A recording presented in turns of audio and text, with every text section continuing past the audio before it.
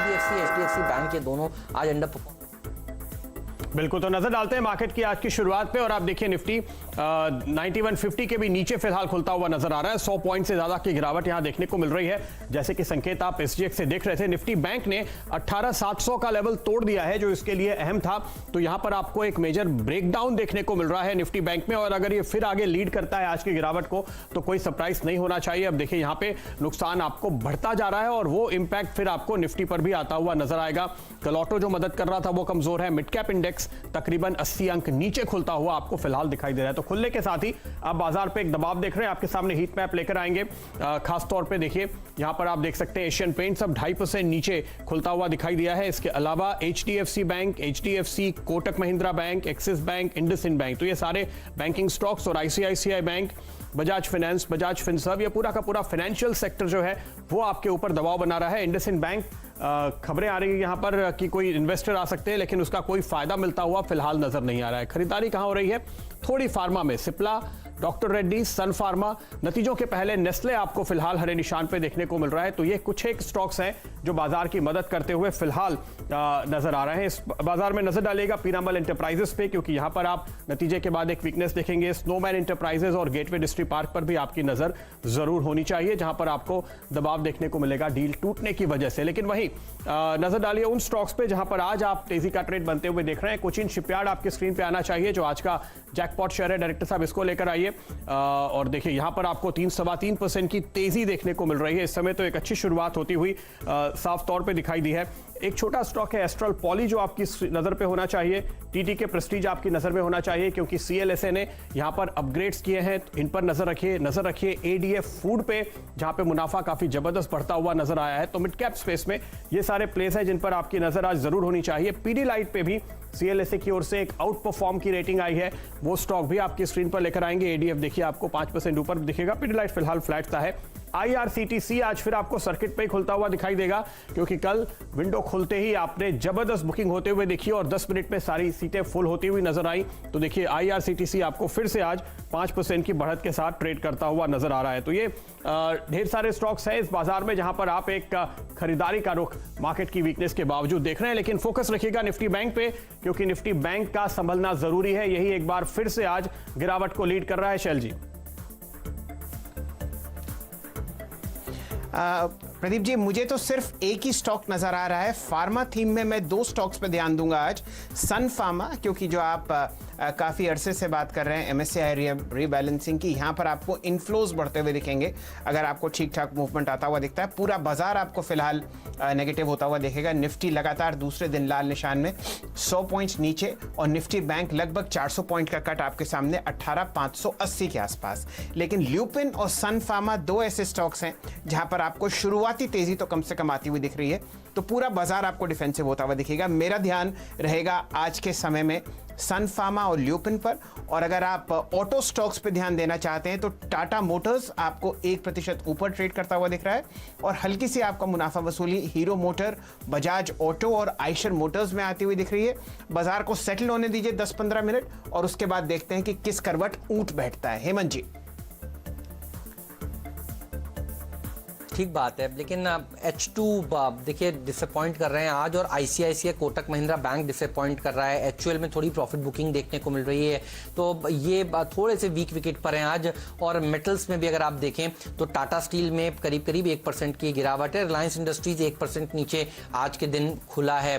तो ये तमाम स्टॉक्स हैं देखिए, इनमें से कुछ शेयर जो मदद कर रहे थे पिछले कुछ दिनों से भारतीय बाजारों की, आज ये थोड़े से बैक सीट पर आ गए हैं। ये देखिए पूरा का पूरा आपको दिखाया है कंट्रीब्यूटर्स की प्लेट। तो ITC जो अंडर परफॉर्मिंग स्टॉक था ये थोड़ा अच्छा प्रदर्शन दिखा रहा है आज, और नेस्ले अपने नंबर से पहले थोड़ा सा अच्छा प्रदर्शन दिखा रहा है। लेकिन मार्केट थोड़ा सा देखिए कमजोरी के साथ आज खुला है और कल की गिरावट और गहराती हुई नजर आ रही है। अगर एक ही सेक्टर ढूंढने तो फार्मा ही है और वो भी 1/4% ऊपर है। तो देखते हैं कौन सा सेक्टर सबसे ज्यादा गिरा है आज खुलने के साथ साथ। प्राइवेट बैंक साफ तौर पर और रियल एस्टेट कंपनियां। तो ये जो CLSA की रिपोर्ट है देखिए कल की है, ध्यान रखिएगा। और आज हम देख रहे हैं कि रियल एस्टेट स्टॉक्स में दबाव देखने को मिल रहा है। पिरामल एंटरप्राइजेस 6% नीचे, चोला इन्वेस्टमेंट, एनबीएफसी देखिए आज गिर रही हैं, मन्नापुरम फाइनेंस 3% नीचे कारोबार कर रहा है। तो अब आप देखिए एनबीएफसी में भी गिरावट देखने को मिल रही है। इवन इक्विटास देखिए 2% नीचे आपको ट्रेड करता हुआ इस समय नजर आएगा। तो अब गिरावट अगर आप देखें तो करीब बैंक निफ्टी की हो गई है 350 पौने 400 पॉइंट की, और ये दरअसल जो है वो निफ्टी को भी नीचे लेकर जा रहा है। तो ओपनिंग ट्रेड्स ये साफ तौर पर मुझे शैलजी नजर आ रहे हैं। जी हेमंत जी, मेरे ख्याल से अगर आप ध्यान दें आशीष जी के टॉप पिक पर जो आपका जैकपॉट शेयर था कोचिन शिपयार्ड, यहां पर आपने गैप अप ओपनिंग आते हुए देखी है। 248 प्राइस आपके सामने है और वॉल्यूम ऑलरेडी पहले 2-3 मिनट में आपको दिखेगा लगभग 5 लाख शेयर। तो ये आपको बहुत शानदार मूवमेंट आता हुआ दिख रहा है। हालांकि बाजार में आपको एक लाल निशान दिख रहा है। ये स्टॉक आपने दिन में फिलहाल 254 रुपए का हाई आते हुए देखा। बाजार हल्के से लाल निशान में जरूर है और उसका आप प्रॉफिट बुकिंग आते हुए देख रहे हैं कोचिन शिपयार्ड पर, लेकिन इस पर पूरे दिन नजर रखिए। यहां पर आपको लोअर लेवल्स पर बाइंग आती हुई दिखेगी। फिलहाल आपके सामने 254 रुपए का जो इसने हाई लगाया शुरुआती ट्रेड में, वहां पर वॉल्यूम आपको लगभग 5,20,000 शेयर दिखेगी। ये आपको बीएससी की वॉल्यूम दिख रही है हमारे शो पर, उसको जरा फेर बदल करेंगे और आपके सामने एनएससी की वॉल्यूम लेके आएंगे। फिलहाल यहाँ पे वॉल्यूम और प्राइस एक्शन दोनों बहुत शानदार है और वो अगर आप ध्यान दें बिल्कुल नेगेटिव मार्केट में। तो अंडर वैल्यूएशन और अंडर ओनरशिप जो आप कोचिन शिपयार्ड में देख रहे हैं वो आपको हल्के से हरे निशान की तरफ बढ़ती हुई दिख रही है और ये उम्मीद की जाती है कि पूरे दिन में आपको बहुत अच्छी तरीके से ऊपर बढ़ता हुआ दिखेगा जब ये इनिशियल सेलिंग प्रेशर आपको हटता हुआ दिखेगा। 2 डेटा मैं देना चाहूंगा कोचिन शिपयार्ड पर। डिविडेंड यील्ड इस भाव पर 5.4% है और स्टॉक का पीई सिर्फ 5.3 है। अपने बुक वैल्यू के नीचे चल रहा है ये स्टॉक और यहां पर किसी भी तरीके की डेट नहीं है और अगर आप डिविडेंड पे आउट देखें तो वो लगभग 36% होता है। हेमंत जी, ये 2 या 4 शेयर्स मेरे सामने हैं। सन फार्मा मुझे लग रहा है एक बहुत अच्छा पोजीशनिंग में है। मेरे ख्याल से सतपुते साहब से इस पर राय लेते हैं क्योंकि बाजार पूरा डिफेंसिव है तो आपको ये स्टॉक आज शायद बढ़ता हुआ दिखे। आपके सामने 446 का प्राइस है और यहां पर जो पोजीशनिंग है कम से कम छोटी ईएमएस पे वो आपको अच्छी तरीके से आती हुई दिख रही है। राजेश जी, आपकी राय सन फार्मा पर? बढ़िया पिक है। और शैल जी देखिए, इसमें जिस तरह से इसमें ब्रेकआउट हुआ था उसके बाद कंसोलिडेशन 460 का था। 467 करंट प्राइस है, 460 का मेरा स्टॉप लॉस होगा। अपसाइड में शैल जी मुझे लगता है 485 से 490 का टारगेट अनफोल्ड होगा। आपने बिल्कुल सही कहा, आज का दिन डिफेंसिव का है। उसमें शैल जी मैं और एक जोड़ना चाहूंगा अगर आपकी इजाजत हो तो।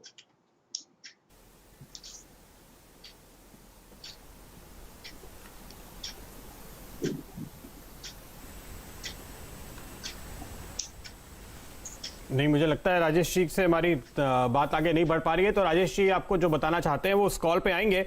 एक नजर डाल दीजिए आप ऑरोबिंदो फार्मा पे भी राजेश जी, और इसमें आप देखिए एक ब्रेकआउट होता हुआ नजर आ रहा है। जेपी मॉर्गन ने जो यहाँ पर अपग्रेड किया है उसके बाद आज आप यहाँ पे बहुत ही शानदार शुरुआत देख रहे हैं। ओवरवेट की रेटिंग दी गई है और टारगेट 650 वाला बढ़ाकर 730 किया गया है। तो पहले वाले लेवल पे तो ऑलरेडी हम पहुंच गए थे, लेकिन अगला टारगेट जेपी मॉर्गन की तरफ से 730 का है। राजेश जी, आपका टारगेट क्या है ऑरोबिंदो फार्मा पे? प्रदीप जी, मुझे लगता है ये जैसे 730 का टारगेट जेपी मॉर्गन ने दिया, मुझे लगता है ये इजीली अचीवेबल है क्योंकि जिस तरह से काउंटर में स्ट्रेंथ दिखता है 680 ये करंट प्राइस है। स्टॉप लॉस क्या होगा? ट्रेलिंग स्टॉप लॉस होगा 670 का, 670 का स्टॉप लॉस होगा। और मुझे लगता है कि एज ए ट्रेडर आपको एक टारगेट लेके काम करना पड़ेगा, जैसे कि 700 एक राउंड फिगर, एक रेजिस्टेंस बनता है हमेशा जहाँ पे कॉल राइटर खड़े हैं। तो 700 ये पहला पड़ा होगा, उसके बाद 730 का। प्रदीप जी, मैं यहाँ पे और एक चीज जोड़ना चाहूंगा। आप टोरेंट फार्मा पे भी ध्यान दीजिए। टोरेंट फार्मा का स्ट्रक्चर बहुत बढ़िया है। It's a symmetrical triangle formation जिसका breakout, it's on the verge of breakout.